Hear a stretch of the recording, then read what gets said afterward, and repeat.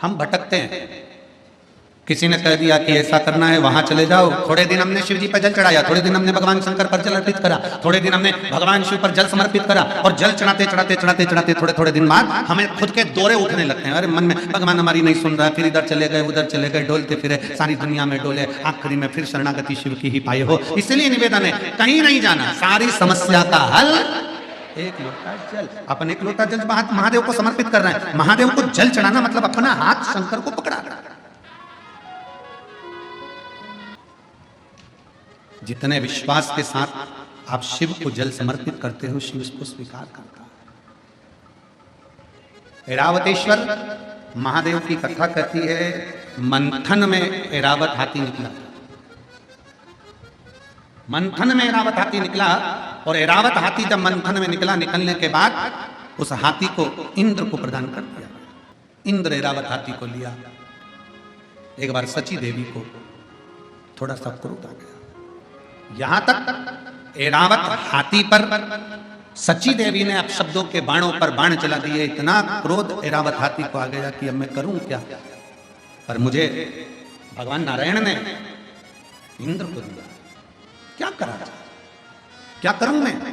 शब्दों पर शब्द छोड़े गए, अपशब्द कहे गए। शिव महापुराण की कथा कहती है, ऐरावतेश्वर महादेव का चरित्र कहता है कि दुनिया जिसको गाली देती है, दुनिया जिसको शब्द कहती है, दुनिया जिसको ताना देती है, एक दिन दुनिया उसकी तारीफ भी करती है। ये रीत है शास्त्र, ये रीत है।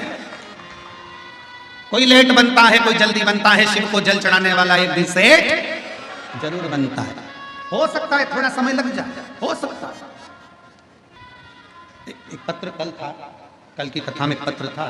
अगर वो माँ यहाँ बैठी हो तो उठकर खड़ी हो सकती है। उसने पत्र में लिखा था, मेरा बेटा जन्म लिया, जन्म लेने के बाद मेरे बेटे ने चलना प्रारंभ नहीं किया।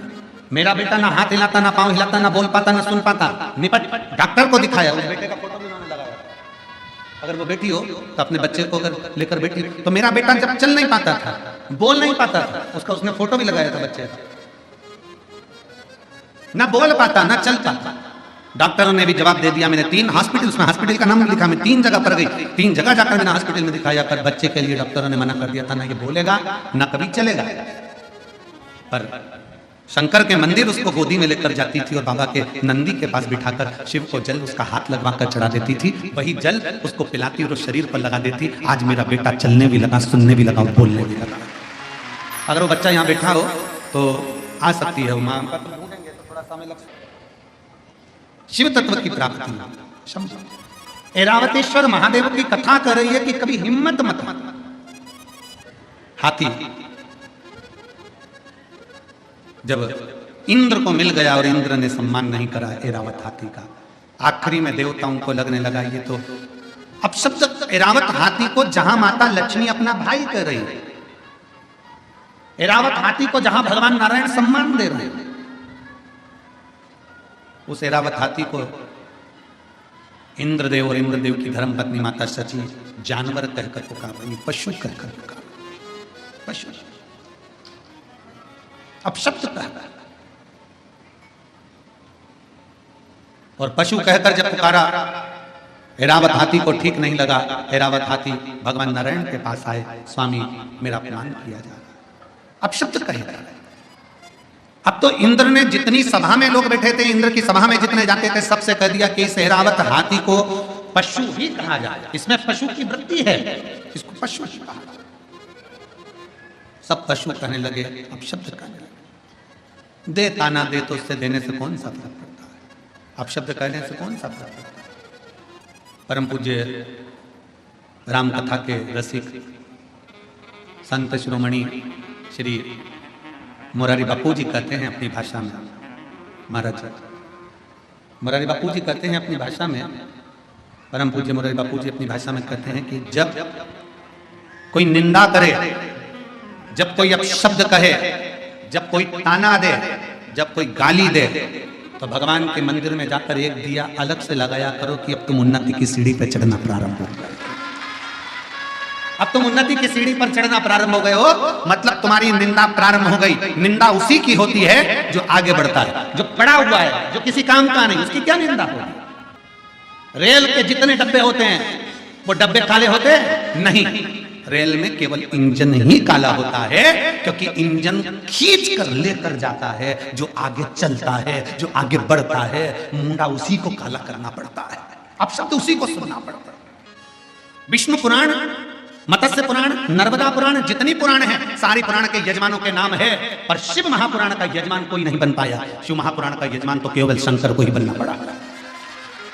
शंकर भगवान शिव महापुराण के यजमान बने, ईश्वर जी और गोरा जी बनकर। माता पार्वती जी 16 दिन तैयार हुई हैं शिव महापुराण के यजमान बनने के लिए, इसलिए आज भी नारियों में 16 श्रृंगार होते हैं। भगवान शंकर 16 दिन तैयार हुए हैं शिव महापुराण के यजमान बनने के लिए, इसलिए सनातन धर्म में 16 संस्कार होते हैं।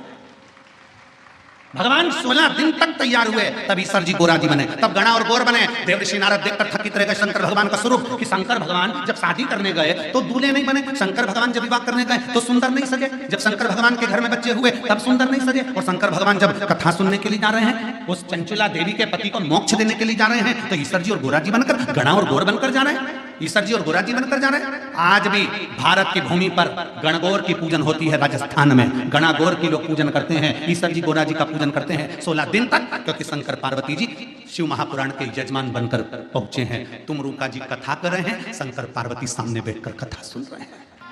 सारी कथाओं के यजमान हो सकते हैं, पर शिव महापुराण का यजमान कोई नहीं, शंकर पार्वती के सिवा कोई नहीं हो सकता। इसलिए जितने यजमान की लिस्ट है यहाँ, ये यजमान अपने नाम को याद रखना कि तुम्हारा नाम केवल यही है, पर कथा करवाने वाले तो शंकर विश्वनाथ बाबा और अन्नपूर्णा माता पार्वती ही है। आप और हम तो केवल यजमान पद पर बैठे हैं शिव पार्वती के रूप में, पर कराने वाला मेरा विश्वनाथ, करने वाला मेरा विश्वनाथ। जैसे सतबा बाबा जी कहते हैं कि करा कौन रहा है, विश्वनाथ, कर कौन रहा है, विश्वनाथ, खिला कौन रहा है, विश्वनाथ, सब कुछ विश्वनाथ कर रहे हैं। महाराज जी अपन कुछ नहीं, हम तो बैठे कुछ। शंकर एक बार महाराज जी एक जगह प्रश्न कर लिया किसी ने, यहीं राजस्थान में कोटा में कथा थी, वहाँ के विधायक महोदय शर्मा जी ने कथा कराई थी, अब तो वो विधानसभा अध्यक्ष हैं राजस्थान के। उन्होंने, उनकी धर्मपत्नी ने प्रश्न किया कि गुरुदेव, शंकर पार्वती जी ईश्वर जी और गोरा जी बनकर, गणा और गौर बनकर कथा में गए थे, अपने असली स्वरूप में शंकर पार्वती के रूप में कथा सुनने क्यों नहीं बैठे? हमने उनसे कहा, जी अगर गले में सांप डालकर, कानों में बिच्छू पहनकर शंकर जी बैठ जाते कथा सुनने के लिए, तो कथा कहने वाला कथा नहीं कर पाता, कथा नहीं कर पाता। इनमें कई माताएं ऐसी बैठी हैं जो हमसे कई बार कहती हैं, गुरुजी हमें शंकर जी का दर्शन कब होगा? हमने कहा नहीं हो तो अच्छा। काल को देखकर अंत समय में लोग पलंग पर गंदगी कर देते हैं, काल को देखकर लोग पलंग पर गंदगी कर देते हैं। जिस दिन मेरा महाकाल सामने आएगा तो जरा विचार करिएगा कि कैसे दर्शन कर पाओगे। ये नेत्र नहीं कर सकते, अरे ये नेत्र कर ही नहीं सकते, इन नेत्रों की सामर्थ्यता ही नहीं है कि शिव का दर्शन कर ले। आप भगवान शंकर से मत कहो कि मुझे दर्शन दो, शंकर भगवान से यह कहो, आना मना नहीं है, आप हमारे यहाँ जरूर आना, पर बाबा आपका असली स्वरूप हमारे सामने हो जाएगा ना बाबा, आपका असली स्वरूप हमारे सम्मुख में होगा। गले में सर्प पड़ा है, मस्तक चंदा चढ़ा हुआ है, त्रिपुंड लगा हुआ है, कानों में बिच्छू पड़े हैं, भयंकर बाबा आपका स्वरूप इन नेत्रों से देख ही नहीं सकता कोई साधारण व्यक्ति। किसकी सामर्थ्यता है, किसकी सामर्थ्यता? भगवान राम जी ने जब रामेश्वर धाम की स्थापना करी, भगवान कृष्ण ने जब शिवलिंग की स्थापना करी, भगवान राम जब रामेश्वर धाम की स्थापना करते हैं, स्थापना करते समय जब शिवलिंग का निर्माण करते हैं, निर्माण करते करते तुरंत उसी समय पर माता सीता स्थापना के लिए हनुमान जी के कहने पर रावण के साथ में आती हैं और प्राण प्रतिष्ठा के लिए बैठती हैं। तो माता सीता राम जी से कहती, प्रभु आप शंकर भगवान के इतने बड़े भक्त हो, आप शिव जी के इतने बड़े भक्त हो, आपको शिवलिंग की स्थापना करना पड़ रही है।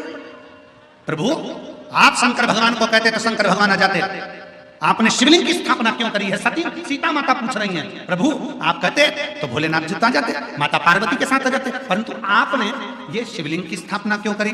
तब माता सीता के शब्द सुनकर भगवान राम कहते हैं कि मैं जानता हूं, मैं बुलाता मेरे भोले बाबा आ जाते, पर मैं तो आज दर्शन कर लेता, भोले बाबा चले भी जाते, पर संसार के लोगों के लिए ये शिवलिंग इसलिए स्थापना कर रहा हूं कि संसार के मनुष्य अपनी इन नग्न नेत्रों से शंकर जी को नहीं देख सकते, पर इन नेत्रों से शंकर के शिवलिंग का अगर दर्शन कर लेंगे तो उनको शंकर का ही दर्शन का पुण्य फल प्राप्त हो जाए। कई लोग कहते हैं विश्वनाथ की धरा मेरे भोले बाबा की धरा है, तो भोलेनाथ यहाँ विराजते क्यों नहीं है? शिव महापुराण की कथा कहती है संसार का मनुष्य अपने नेत्रों से शिव का दर्शन नहीं कर सकता। उसको दर्शन करने के लिए कौटी ना जाने कितने कितने जन्म लेना पड़ेंगे, और जन्म लेने के बाद भी शंकर का दर्शन नहीं कर सकता, क्योंकि वो शिव को पहचान नहीं सकता। इसलिए भगवान शंकर एक लिंग के स्वरूप में विराजमान रहते हैं। ये 12 ज्योतिर्लिंग क्यों कहते हैं? ज्योतिर्लिंग का मतलब है कि वहां ज्योति है, वहां बल है, वहां अग्नि है, वहां का केवल दर्शन मात्र ही जीव के पापों को नष्ट कर देता है। और जब वक्त पड़ता है, ऐसा नहीं कि मेरा महादेव, जब वक्त पड़ता है, एक बार भगवान श्री गणेश जी महाराज पार्वती जी के साथ में, मां जगत जननी के साथ में गंगा जी के घाट पर पहुंच गए, और माता पार्वती के सम्मुख में भगवान श्री गणेश जी ने कह दिया, मां आप इतनी सुंदर हो, पर पिताजी इसमें सुंदर नहीं दिखते, पिताजी सुंदर नहीं दिखते। पार्वती मैया ने गणेश जी का हाथ पकड़ा और हाथ पकड़कर कहा, गणेश आज तो तुमने ये शब्द कह दिया, आगे से शब्द मत कहना, क्योंकि तुम्हारी पार्वती मैया से 1000 लाख गुना सुंदर विश्वनाथ शंभु पुत्र कालदर्शी कैलाश। मां मुझे मेरे पिताजी का वो दर्शन करना है जिसमें मेरे पिताजी इतने सुंदर नजर आते हैं। भगवान शंकर के लिए माता पार्वती जी ने उसी समय कह दिया कि पुत्र गणेश को आपका सुंदर स्वरूप का दर्शन करना है। कौन सा स्वरूप? शंकर भगवान से माता पार्वती जी कहती हैं, कर्पूर गौरम करुणावतारम, आपका वो स्वरूप जो कपूर की तरह निर्मल बड़ा सुंदर स्वरूप है, एक बार दर्शन करा दो। गणेश जी का हाथ पकड़कर शंकर भगवान गंगा जी के जल में ले गए, और भगवान शंकर ने जो गंगा में डुबकी लगाई, स्वरूप देखकर गणेश जी महाराज को भी हजारों मुख करना पड़े, हजारों नेत्र करना पड़े। एक विनायक नहीं, अष्ट विनायक, और अष्ट विनायक को संभालने के लिए अष्टलक्ष्मी, और केवल अष्टलक्ष्मी नहीं, अष्ट सिद्धि, नवनिधि, सब कुछ एकत्रित हो गए। तो भी शंकर के स्वरूप को देखकर श्री गणेश जी महाराज स्तुत हो गए। हाथ जोड़कर अपने पिताजी से कहा, मुझे ये स्वरूप अब मत दिखाओ, आपसे हाथ जोड़ता हूं, आप मेरी मैया से ज्यादा सुंदर हो, अब मुझे नहीं दर्शन करना, आपको प्रणाम करता हूं। अब शंकर भगवान की सुंदरता का क्या वर्णन करो। दुनिया के लोग कहते हैं ब्यूटी पार्लर जाओ सुंदर दिखोगे। शिव महापुराण की कथा में आज हम तुमसे कह रहे हैं, शंकर जी के मंदिर में एक लोटा जल चढ़ाना प्रारंभ करो, ब्यूटी पार्लर जाने की जरूरत नहीं पड़ेगी, आप स्वयं सुंदर दिखोगे। कोई पार्लर नहीं, पानी से मुंडा धोगे, कंगा पार्टी करोगे, और कथा में आकर बैठ जाना, लोग भी देखकर कहेंगे कौन से पार्लर में गई थी, बड़ी सुंदर दिख रही। और तुम कई कई बुजुर्ग माताओं को देखना जो शंकर जी के मंदिर में एक लोटा जल चढ़ाती है ना, ओल्ड इज गोल्ड। कई कई बूढ़ी माताओं को देखना, इतनी सुंदर दिखेगी, ऐसा लगे। कई बार तो बहुओं का भी दिल जल जाता है, मम्मी पता बुढ़ी होके, मम्मी तुम नई साड़ी पहनी? नहीं तो पुरानी। करवा चौथ में बहू इतनी तैयार हो रही और बूढ़ी मैया कुछ तैयार नहीं हो रही, अंदर गई, मुंडा धोया, बाल कंगा करा और आ गई पूजन करने के लिए। और देखा छठ की पूजन में, देखो छठ की पूजन में बहू इतना तैयार हो, और सास को देखो ठेकुआ बनाने में लगी, और बनाया तो बनाया, और साथ में बूढ़ी माँ बस जो आई तैयार होकर, तो बहू में भी कहती है हमारी सास इतनी सुंदर दिख रही है, ये चमक ये दमक फुल्लवन में महक, सब कुछ सरकार तुम ही से है, सब कुछ सुंदरता उसने दे, वो देता है, कुछ नहीं चाहिए। ये संत साधु सन्यासी तपस्वी साधक उपासक बाबा ये जितने होते हैं ना, इनको देखना, इनके भजन का बल इतना प्रबल होता है कि इनके चेहरे की चमक बढ़ती चली जाती है बिना क्रीम के। और फिर निवेदन है, क्रीम की चमक 2-4 साल की होती है, और अच्छे कर्म की चमक मरते दम तक होती है। ऐरावतेश्वर महादेव की कथा कर रही है। ऐरावत हाथी हार गया, अंत में विचार करा, भगवान नारायण के पास पहुंचा, प्रभु मुझे अपशब्द कहे जा रहे हैं, मुझे ताने दिए जा रहे हैं, मुझे गाली दी जा रही है, मुझे आड़ा टेढ़ा कहा जा रहा है, क्यों डरता है, क्यों चिंता करता है, क्या चिंता करता है? भगवान नारायण ने कहा, ऐरावत हाथी से बस इतना याद रख, तू भजन कर, मना नहीं, स्मरण कर, कोई ताना दे, गाली दे, अपशब्द कहे, कहने दे, पर अपने भीतर अहम मत आना। हाथ ठंड में काम करना बंद कर देते, और दिमाग घमंड में काम करना बंद कर देता है। हाथ ठंड में काम नहीं करते, और दिमाग, जम के बोलो जरा, घमंड में काम नहीं करता। इसलिए मेरे नारायण भगवान ऐरावत हाथी से कहते हैं कि जिंदगी में तुझे ये घमंड ना आना चाहिए कि तू समुद्र से प्रकट हुआ है, तेरे पास सारी सिद्धियां हैं, तेरे पास सारा बल है, तेरे पास सारा वैभव है, तो उसी वैभव के बल पर तो कहीं विवाद नहीं कर रहा। ठंड में हाथ काम नहीं करते, और घमंड में दिमाग काम नहीं करते। जब व्यक्ति को घमंड आ जाता है, अहंकार आ जाता है, बहुत अभिमान, बहुत। ठंड में हाथ काम करना बंद कर देते हैं, तो क्या काम नहीं करोगे? जम के बोलो जरा, अरे बोलो तो जम के करोगे ना? कैसे करोगे?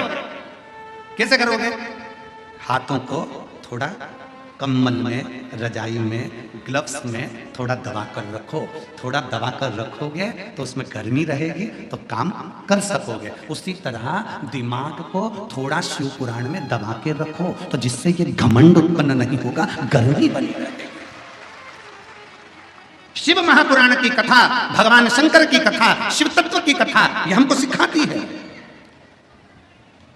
अभिमत्ता से दूर हो जाओ। अहंकार में तीन गए, धन वैभव और वंश, ना मानो तो देख लो रावण कौरव और कंस, ये तीनों अभिमत्ता में चले गए। जहां अहंकार आ गया, जहां घमंड आ गया, वहां